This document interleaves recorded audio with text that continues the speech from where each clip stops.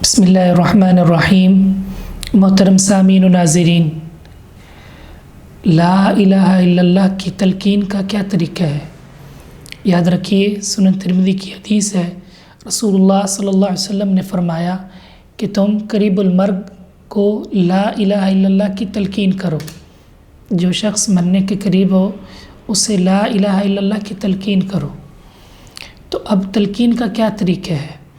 امام ترمذی سنن ترمذی میں فرماتے ہیں کہ اہل علم فرماتے ہیں کہ قریب المرگ شخص کو لا الہ الا اللہ کی تلقین کرنا مستحب ہے، اور اس کا طریقہ یہ ہے کہ اس کے پاس لا الہ الا اللہ کو پڑھا جائے تاکہ وہ سن کر لا الہ الا اللہ پڑھنا شروع ہو جائے اور اس کا خاتمہ لا الہ الا اللہ پر ہو تاکہ وہ اللہ کی جنت کا وارث بن جائے، کیونکہ رسول اللہ صلی اللہ علیہ وسلم کی حدیث ہے، من کان آخر کلامہ لا الہ الا اللہ دخل الجنہ۔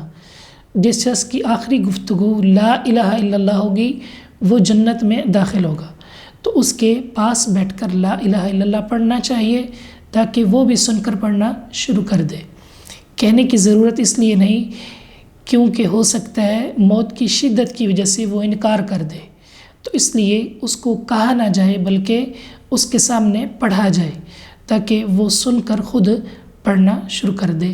اللہ رب العزت سے دعا ہے کہ وہ ہمیں کتاب و سنت پر عمل پیرا ہونے کی توفیق عطا فرمائے۔